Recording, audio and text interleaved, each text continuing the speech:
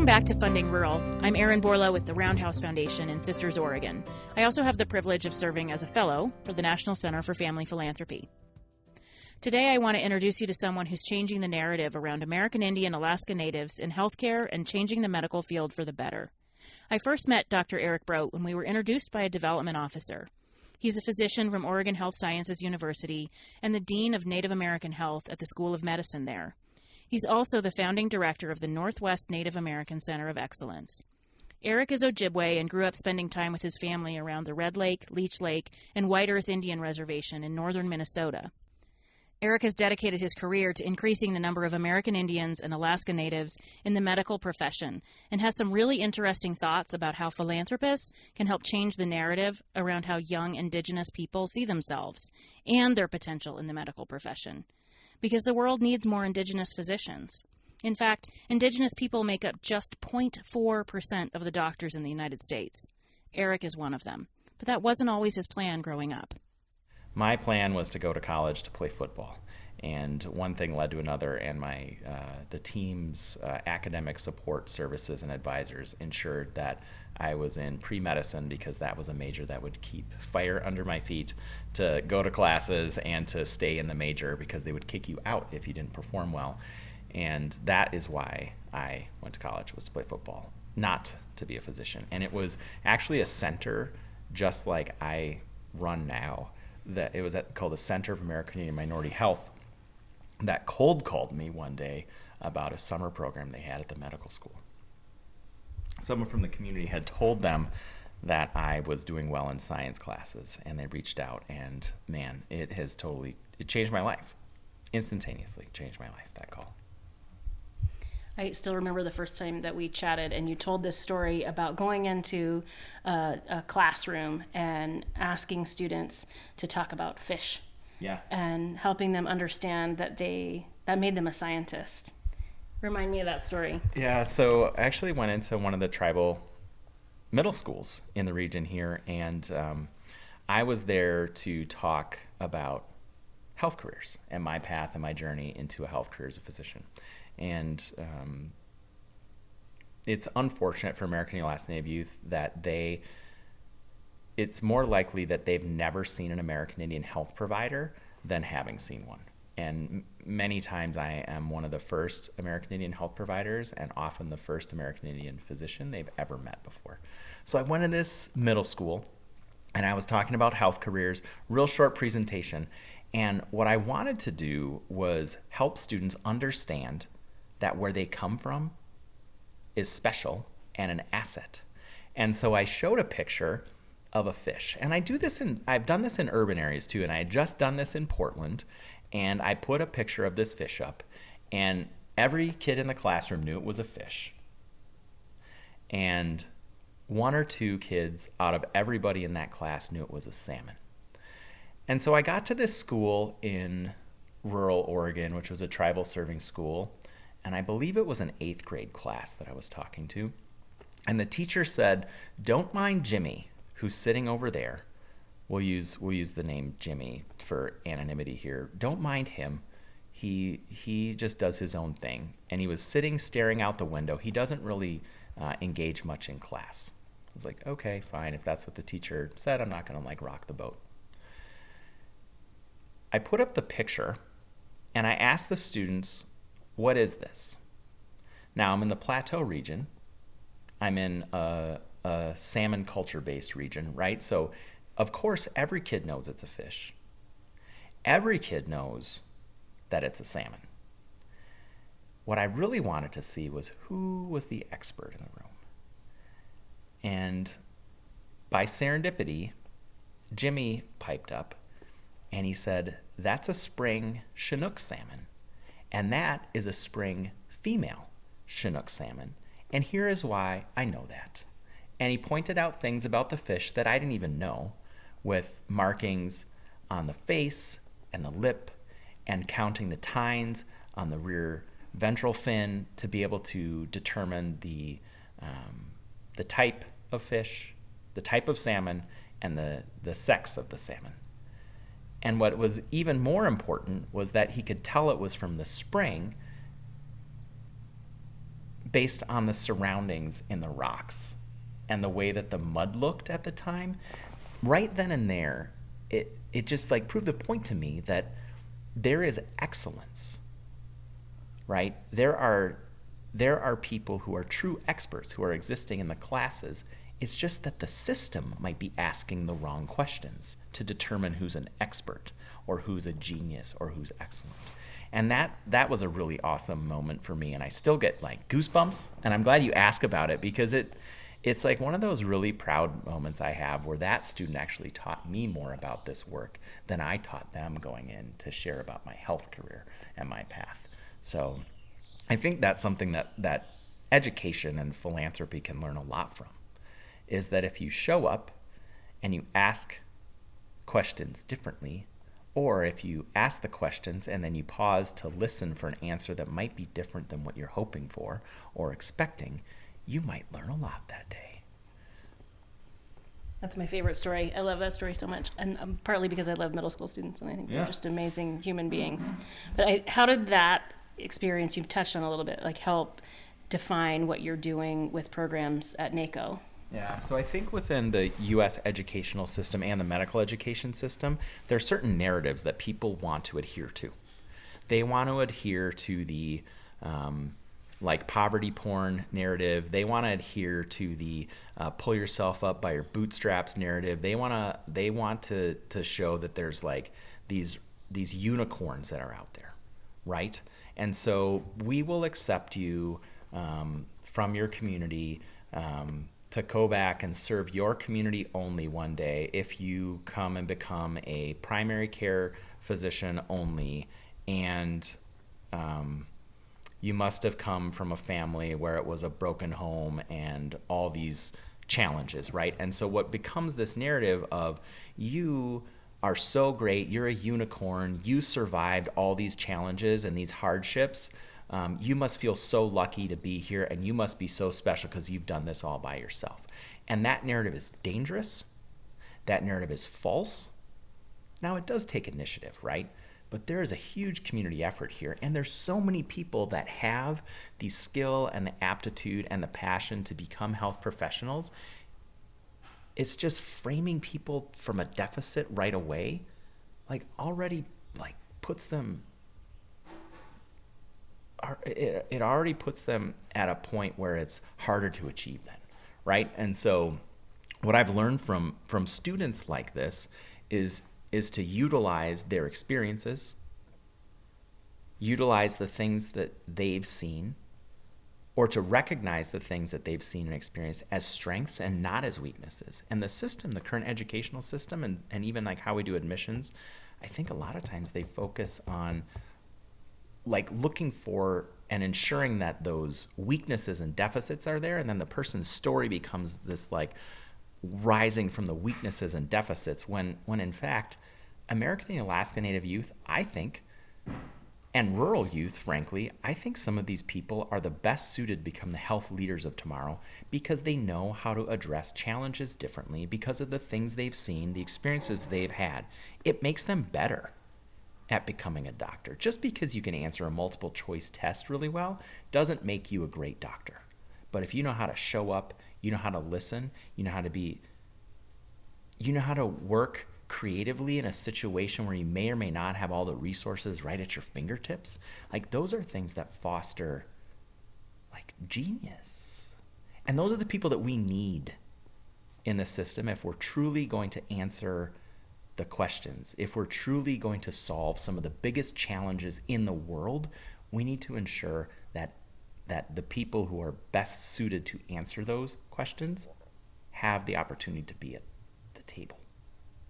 You and I have had multiple conversations about narrative change, right? How do we control the narrative? How do we turn what we think reality is, or what a physician has to look like, where they have to come from, who gets to be successful, how they get to be successful, how they get to be a part of the program.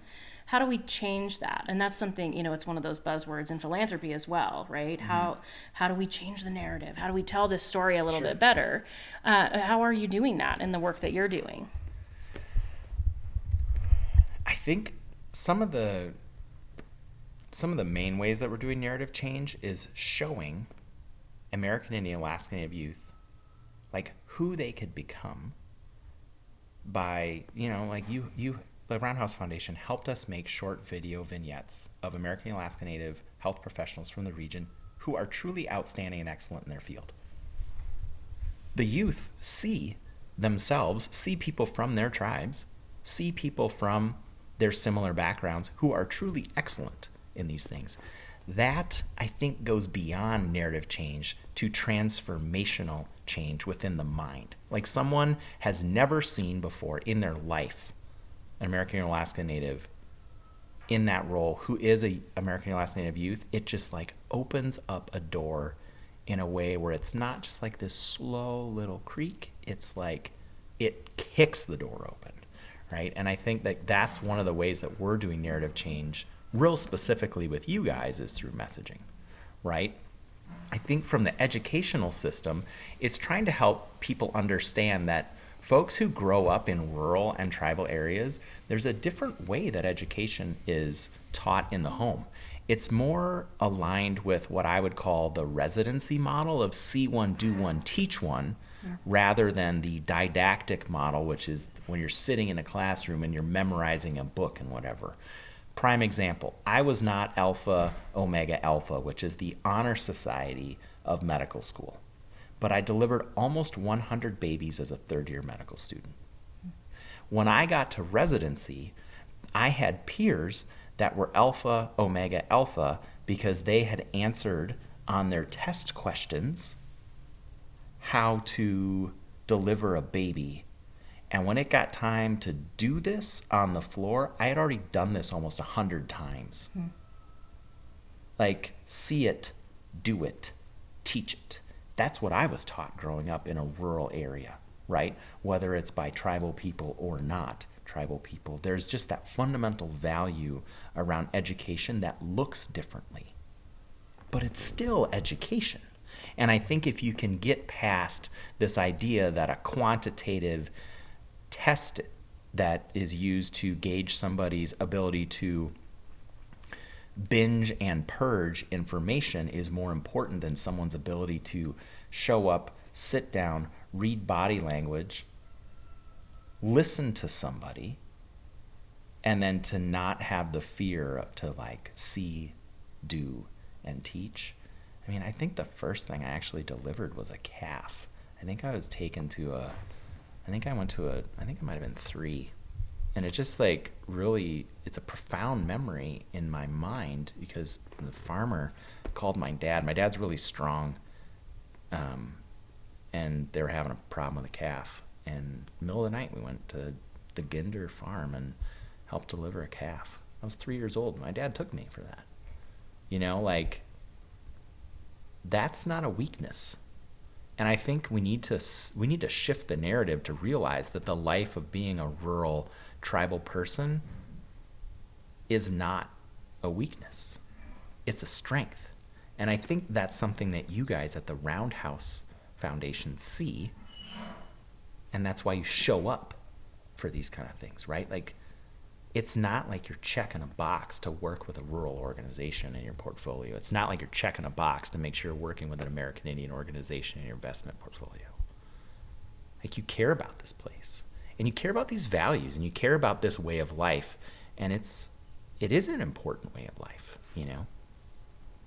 I think philanthropy in general, at least the philanthropy spaces that I've been in, I do not encounter many people who are from rural tribal areas. Almost everybody that I've encountered in the philanthropy space is from a major city where they've run a major organization. And I think it involves a tremendous amount of almost exhausting education where people truly do not understand. And it's okay to have differences and to not understand things.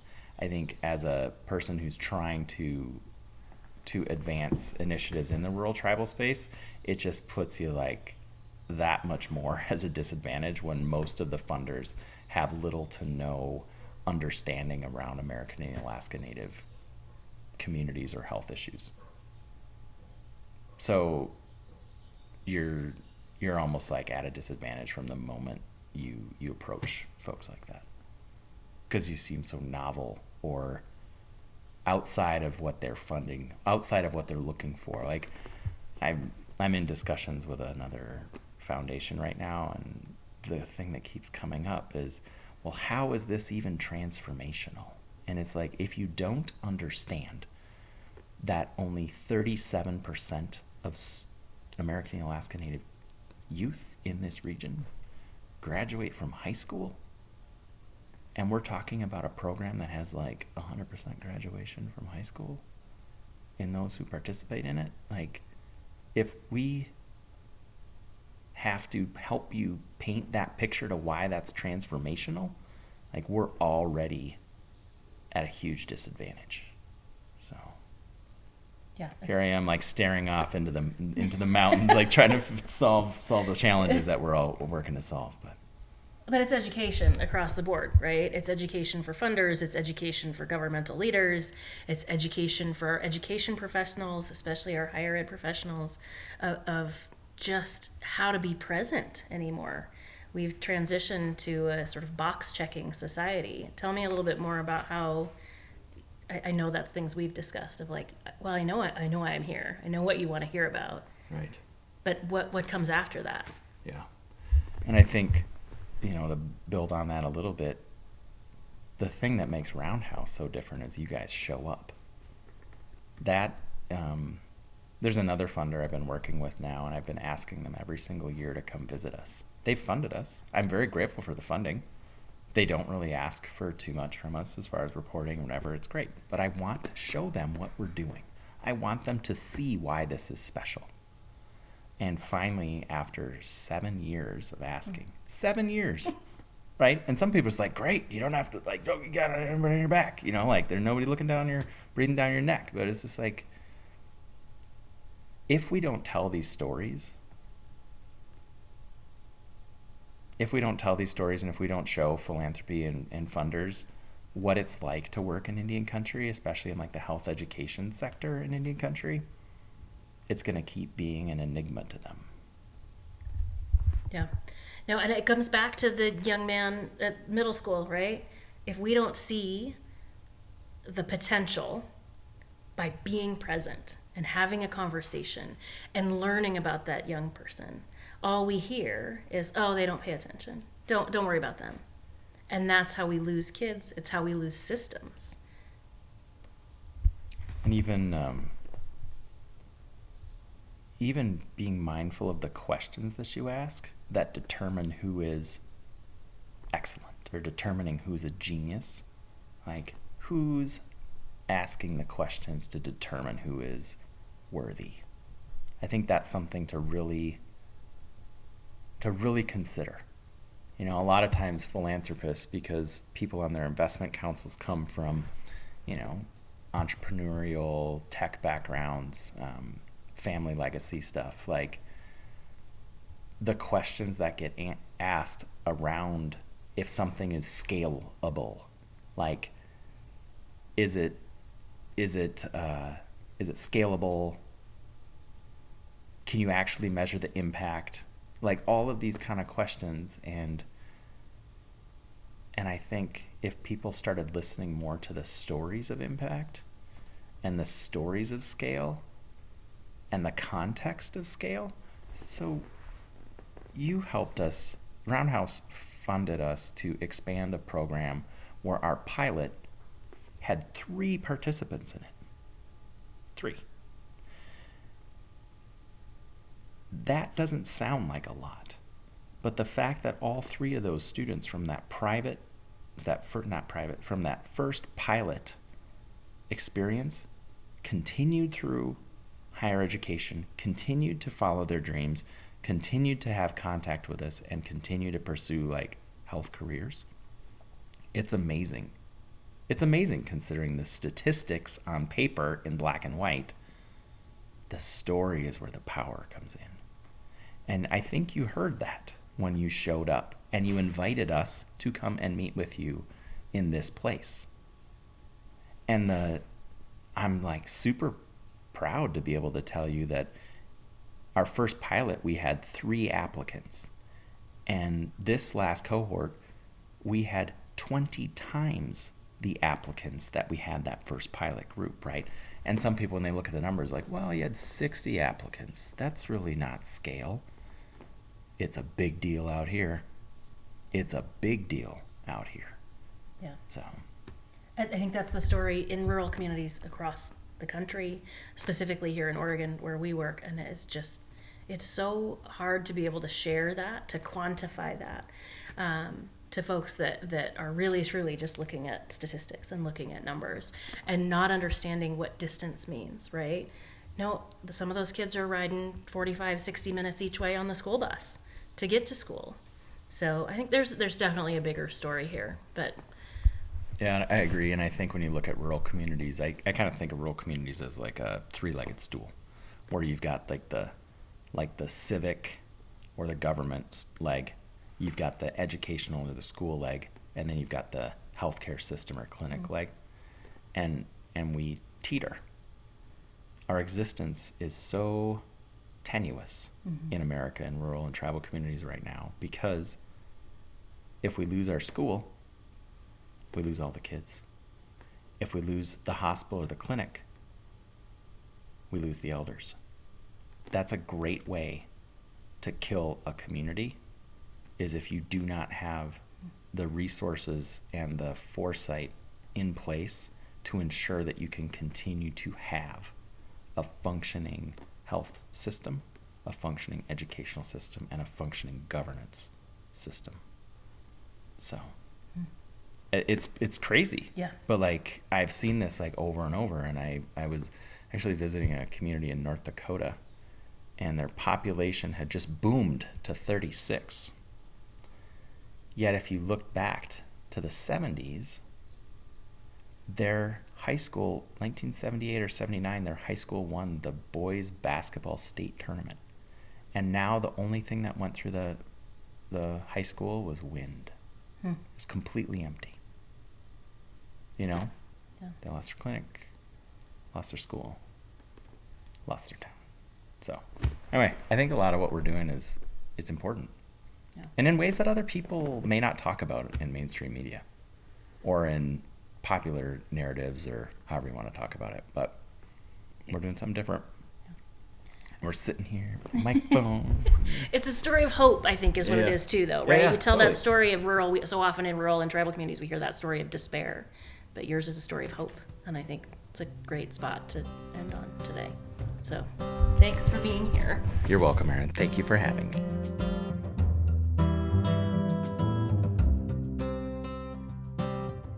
Philanthropy has its favorite words: transformational, scale. How is this transformational, is what one foundation asked Erik. How is what you're doing to impact American Indian, Alaska Native youth in healthcare careers transformational? What a ridiculous question. It's actually changing the lives of these young people, which then changes the lives of those communities and changes the communities. We hear that question a lot. We heard it throughout the series as well about scalability. Well, you just can't scale rural. It doesn't work. There's not enough people. You can't make any impact. What does that say? It says, well, those people that are there don't matter. So I think we need to think about asking questions differently. Let's think about the word scale differently. Let's think about transformation differently. How are you asking those questions and then listening to the response? Being open to the answer that you're not expecting. And maybe, just maybe, success in an application or success in a grant partner looks different than you might expect. You know, sometimes the grammar's not perfect. Sometimes the application isn't perfect. Sometimes folks just don't even have internet. So how are they going to do your online application? This reminds me so much of the Chiloquin Trust for Public Land project that we talked about with Barton Robeson. And I just remember when the Chiloquin schoolyard, when that community came together over that project, that community thrived. And the downtown area started having impact, and other projects kept coming up at the school, and the next thing and the next thing, and that community came together because of that infusion from one project. It's a group of people believing in that community for one thing, trying one thing. My hope in having these conversations and making this show is to share some of the incredible people that I'm lucky enough to learn from in this work. I don't know anything, but I'm smart enough to be able to surround myself with people that are the smartest people in the world and the kindest. And they know communities inside, outside, and upside down. There are so many people on the ground in rural communities and in Indian country doing incredible work that's worth celebrating and supporting.